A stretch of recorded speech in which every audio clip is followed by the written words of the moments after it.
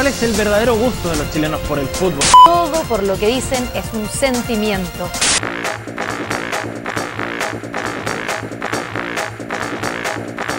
Los orígenes del fútbol, al parecer, se han querido ver muy antiguos.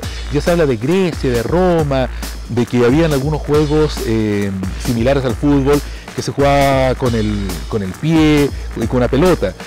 También los aztecas tenían un juego de pelota que alguien también podría pensar que era como la estructura del fútbol. Se jugaba con una bola de caucho y tratar de invocarla. El equipo ganador era masculino, ¿no? Y jugaba el equipo ganador, trataba de invocar en un aro que estaba en una especie de aro de básquetbol, pero que estaba más o menos invertido. Pero en lo concreto, esos antecedentes del fútbol son para estructurar cuando hacia 1863 se creó en Inglaterra, en Gran Bretaña, la primera Football Association, que era citadino, era de la ciudad, era de las public schools, de las escuelas públicas, era de un deporte burgués propio de la modernización o de la modernidad. Entonces, el origen del fútbol se sitúa allí, básicamente, en Gran Bretaña, hacia 1863. Debe ser por el hecho del nacionalismo, yo creo, en cierta manera. Como que la gente se siente identificada con el equipo o algo así. Aparte que como dicen que es una pasión que mueve montones, mueve millones. Debe ser eso, quizás. Porque es un deporte internacional que igual une al mundo de repente, hace como una unidad entre toda la gente que ve el deporte. Pucha, ¡vamos Chile! ¡Vamos Chile! Es un deporte más o menos fácil de jugar, que un niño con una pelota y dos piedras puede practicarlo, y por eso todo el mundo lo conoce y lo juega al final. El fútbol es uno de los deportes más baratos y más accesibles para todo tipo de público, entonces con poco puede hacer feliz a mucha gente. Ese factor es importante, porque uno preguntaría, ¿qué hace un deporte masculino, elitista, insular, que se expande tan rápidamente por el mundo? Bueno, si bien era para la clase burguesa, para los estudiantes, pronto fue incorporado también o se alargó en su práctica hacia los trabajadores, los obreros de Inglaterra, los que trabajaban las vías férreas, la gente que no tenía trabajo, y sobre todo en los puertos. Y entonces los marinos que trabajaban en los puertos en sus ratos libres, también con los estibadores, recuerdan que eran hombres que cargaban los barcos a pulso, también fueron desarrollando este deporte, y eso explica que el deporte se haya expandido tan rápidamente, porque se expande a través de los barcos. Y justamente esta presencia de los marinos que juegan en el barco, y también cuando llegan a los puertos en los diferentes países del mundo, puertos del mundo, siguen practicando el deporte con las personas que trabajaban también en los puertos. Y entonces se extrapola, ya no es el deporte burgués de élite, sino que ahora es un deporte obrero, subalterno, de población popular, que se practica rápidamente en los puertos. ¿Y sabes cómo se nota esto? Que todavía en las principales ciudades, capitales del mundo, donde se practica mucho fútbol, son puertos. Liverpool, Río de Janeiro, fíjate dónde va a ser el mundial básicamente, Río de Janeiro, Buenos Aires, y aquí en Chile, en Valparaíso. De hecho, el Deportes Wanderers, que se llama el decano del fútbol chileno, fue uno de los primeros equipos de fútbol que se creó en Chile, y tiene explicación porque es en un puerto, porque el fútbol se expande a través de los marinos en los puertos. El fútbol era al principio una muestra de expresión de rituales masculinos de violencia. El fútbol originalmente se jugaba sin ninguna regla, y la idea era pegar puntapiés, hacer zancadillas, pegar fuerte, porque eran expresiones tribales, carnavalescas y tribal, a tal punto que cuando se establecen reglas en esta asociación de fútbol se prohibió el pegar puntapiés. Y hubo un sector de los que practicaban este fútbol que no aceptaron que no se pegaran puntapié, y se escinden, se separan y crean otro deporte, que es el rugby.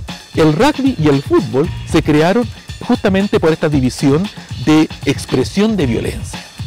Entonces, aquí ya nos vamos dando cuenta que el fútbol también ocupa otro elemento, que es un elemento de pasión, de irracionalidad. Las sociedades se mueven justamente en ámbitos de racionalidad, de procesos civilizatorios. El día de hoy, la FIFA, que fue creada por allá por 1904, lo que ha querido establecer justamente es dar civilidad al fútbol. Por eso se establece en todas las canchas la idea del fair play, del juego limpio, porque se sigue expresando la violencia del fútbol. Bueno, todos los deportes tienen su naturaleza violenta en el sentido de competitividad, que es lo que es muy avasallador. Yo creo que viene un poco desde la historia anterior, desde los antiguos griegos, que utilizaban el deporte como una manera de competencia y saber quién era mejor. El fútbol es de roce y obviamente va a haber poco algo violento, pero que es dentro del juego, dentro del reglamento del fútbol. O sea, yo creo que circunstancialmente se va poniendo violento de acuerdo a rivalidad, etcétera, pero no a una naturaleza violenta para nada, al contrario. Nacionalismo puro. Todos quieren demostrar ser el mejor frente al mundo. Nada más que eso.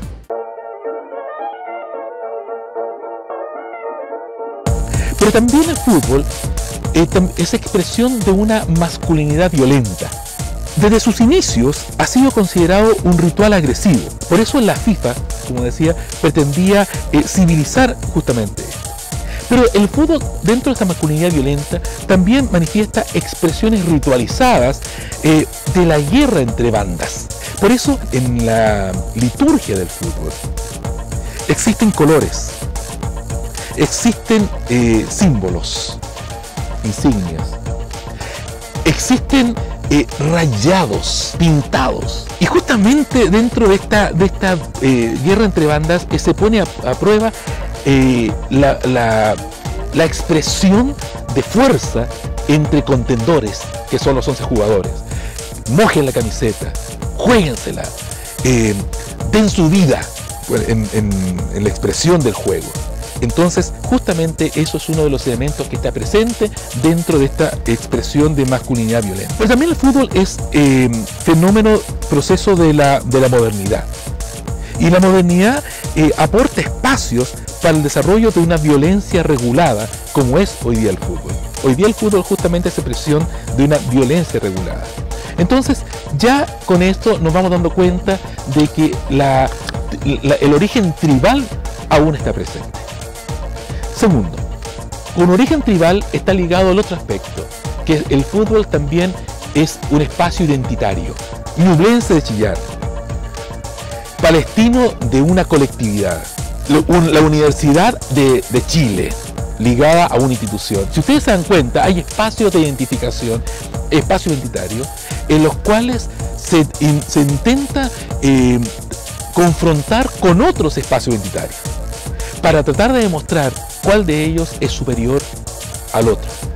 Y eso incluso puede ser utilizado y ha sido utilizado y manipulado por organismos políticos y también por aquellos que le interesa mucho desarrollar tanto mercantil como comunicacionalmente este deporte. El nivel de agresividad de una barra, nosotros conocemos las barras bravas, por ejemplo la 12, que es la barra de Boca Juniors. El nivel de agresividad de una barra está dada por la intensidad, que depende directamente de la inversión emocional que coloquen los barristas en su equipo, en la centralidad y en la significación que tenga el fútbol para sus vidas. Muchas veces los que integran estas barras son jóvenes de poblaciones muy humildes, que socialmente casi son invisibilizados, pero que tienen visibilidad, que tienen un espacio de identidad, que tienen una adhesión a un grupo donde son respetados y respetan, donde forman una comunidad, es justamente en la barra. Y mientras más significado tenga para sus vidas, entonces esta barra podrá tener una inversión emocional mucho más potente, que puede desatar una pasión colectiva. Por eso nosotros hemos visto incluso cosas tremendas en las barras, una pasión colectiva. Un ejemplo de esto, y lo coloco como antecedente, es que un conflicto que había entre Honduras y El Salvador por un asunto de trabajadores rurales en el año 1969, justamente coincidió con las eliminatorias para el Mundial de 1970. Y hubo un partido de desempate entre Honduras y Salvador, en el cual las barras se enfrentaron. Y este enfrentamiento gatilló, no fue causante directo, pero gatilló lo que se llama la guerra del fútbol, que fue una guerra entre Honduras y El Salvador que duró 100 días.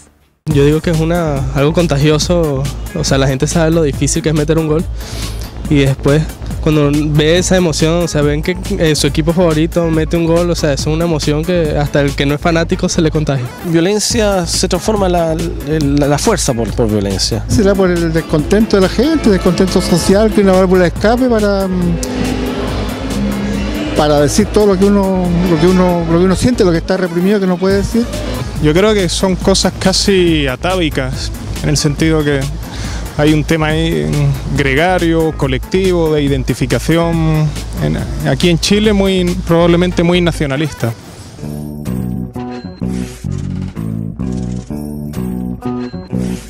Sin duda, de los elementos que más produce adhesión es el fútbol. Porque como digo, se movía en el plano de lo pasional. Y cuando uno tiene pasión, no opera la razón.